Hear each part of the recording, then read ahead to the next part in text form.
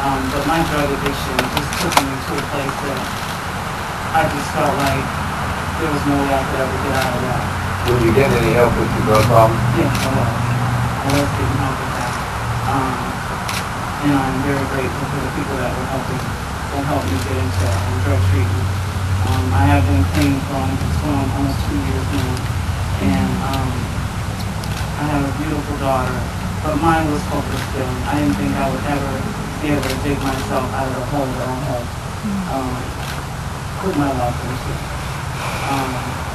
It was a lot of nights where I prayed to God that He would help me.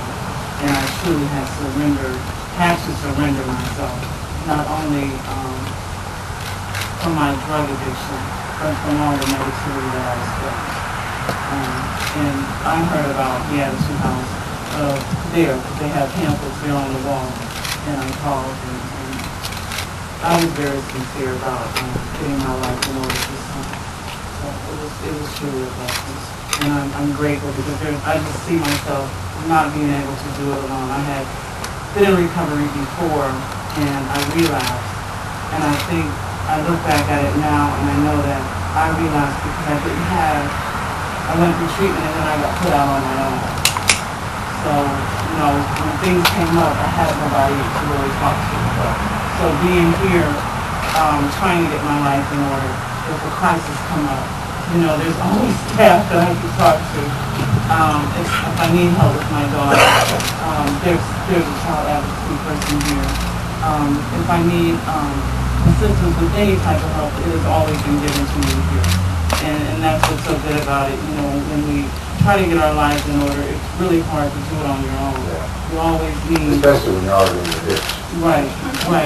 So when you have someone there, this is a 2-year program, and I know that they're preparing us for setting goals, making sure that our finances, learning how to do a budget, learning how to be good parents.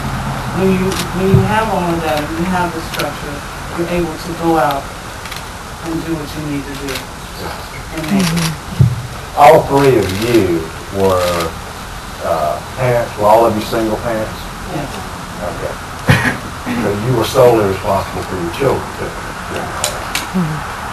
Now, when this all began with you, you said you were a victim of domestic violence. Were you married? Yeah. I was married for 2 years, but I was with him since I was 16 years old. So he was all I knew, and it was really hard to leave. I never considered myself part of domestic violence. You've seen stuff on TV. I was like, no, it's not that bad. But it just got to the point where I couldn't deal with it anymore, and I had to leave. And a waitress across How the old were street. you when you left? I was When you left your husband? 22. 22. Yeah. And you were about to say a waitress across the street? A waitress across the street told me about a shelter that I could go to. Because I never thought of myself as going to shelter. I never thought it would be that bad. Yeah. But I finally built up enough courage to leave him. And I had to go where he would never find me anywhere. So I went far away, and he didn't find me for a real long time. But he was over it by then, and he's on state now, so I'm worried about that. But this place here... So you went to the shelter first. Yeah. And did you have any, how much education did you have? 10th grade. And did you ever work when you went to the shelter? Never. Did you have any job skills? No. Okay. And when you were at the shelter, what did you decide to do? How did you get here? How did all that happen? Well, at the shelter, we only had 30 days, so I had to figure it out. And there was pamphlets there also, and I looked at those, and I called a few other places along with it, but most of them they didn't have, it wasn't completely done. And I called Beatitude House, and I made an appointment, and I went to my first interview. And after the first interview, I had to go take a drug test. And then the second interview, they told me that they had a place for me to go. And that was just great, because I had a place of my own. I never had a place of my own. It was my space. And I had 3 kids, so I had to do it by myself too. And it's not Oh, you had easy. children too? Yeah. I have an 8-year-old, 5-year-old, and a 3-year-old. Is one of them out there swinging? Yeah. What's her name? Kaylin.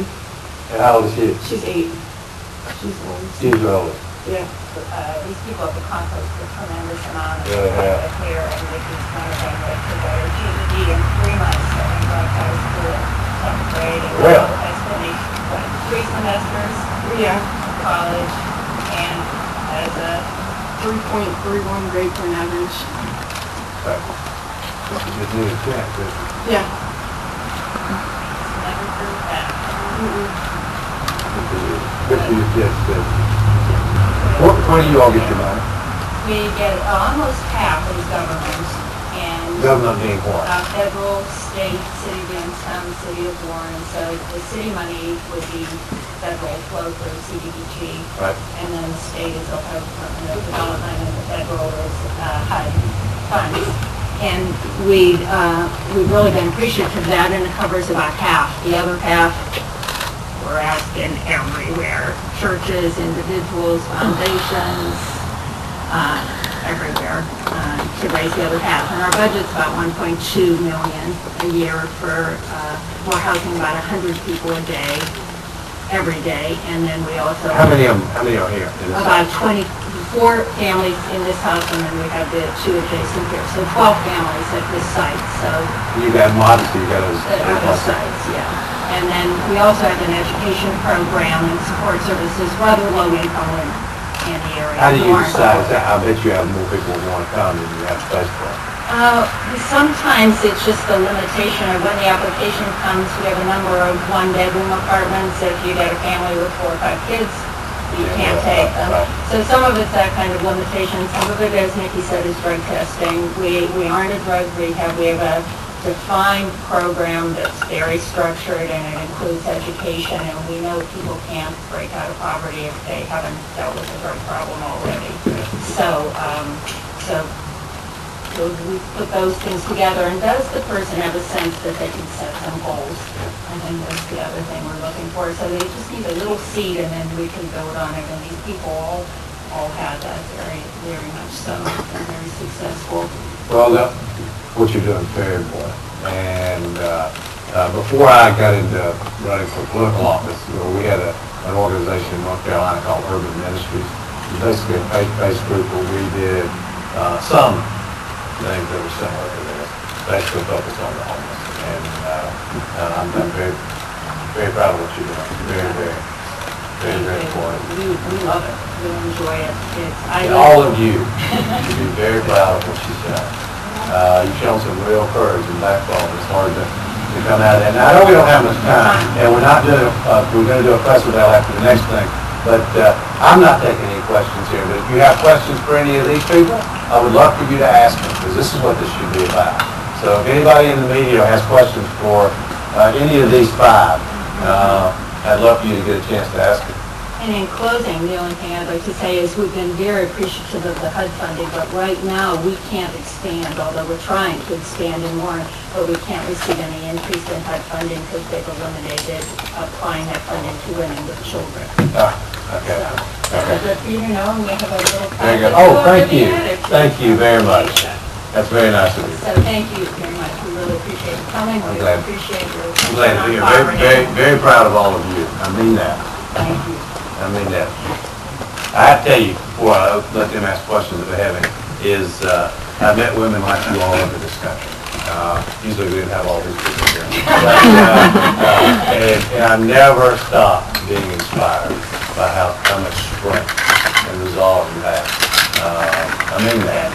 A lot of people would have buckled under a lot less than what you all have been through.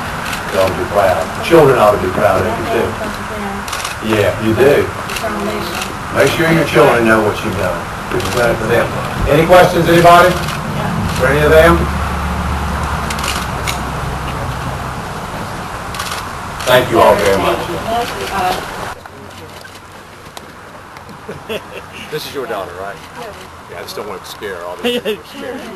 She's a bit intimidating. You know, I don't blame her for that. And what's her name?